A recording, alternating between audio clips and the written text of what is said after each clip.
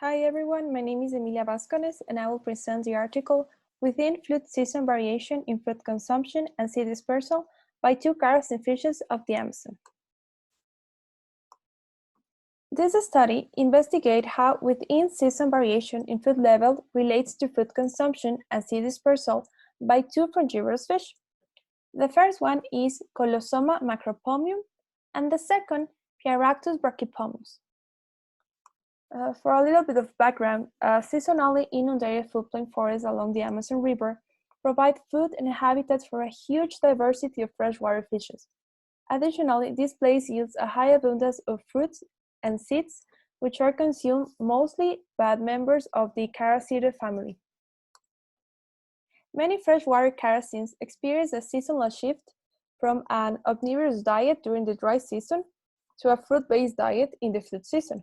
Therefore, the river water level should be an important indicator of diet quantity and composition for Amazonian floodplain fishes. And for the methods, the study was conducted in a municipality in the lower Amazon River in Brazil. Here, fishing is currently the most important source of income.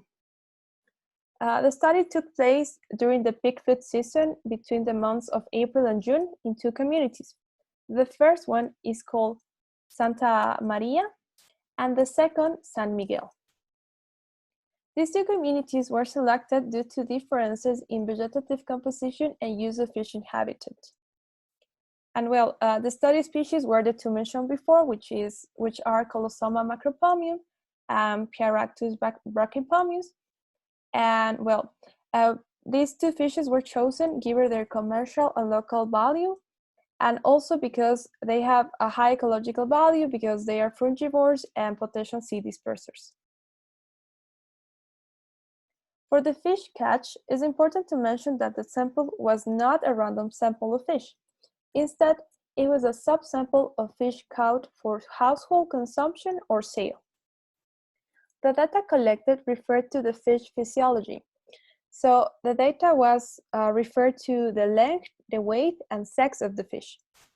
And then what they do is that they remove the digestive tract of the individuals to conduct a diet analysis, which was based on identification and measurement of all stomach and intestinal content.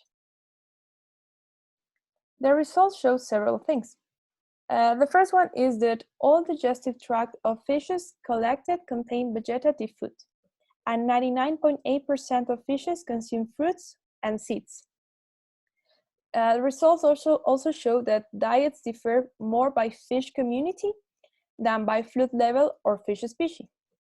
And besides, during the rising flood level, fish consume less than 3% of non-food material. On the other hand, at the peak flood, the number of fruit species in both diets ranged from 6 to 16 species. So, as predicted, the species richness of both diets correspond with variation in flood poles. Additionally, a total of 40 plants were identified in fish stomachs, including 27 woody flowering species, at least 2 palm species, 4 herbaceous grasses, and various aquatic plants and algae. And it was also found that there was no significant change in the number of potential dispersed seeds across the flood poles, and there were also no observed changes in number of intact seeds consumed over time within fish species and communities. Okay, in the discussion, it was mentioned that the two fishes have a largely fruit-based diets during the 3 peak flooding months, which are April, May, and June. This supports a broader conclusion that fruits from flooded forests are the primary source of energy for many Amazonian fishes during the flood season. They also show that fruit composition differ more by fishing community than by fishing species, suggesting that both fishes are generalistic frugivores.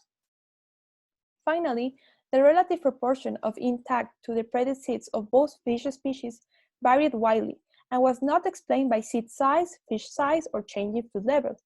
This suggests that changes in feeder behavior do not necessarily indicate a change in the relative role of fishes as sea dispersals or predators.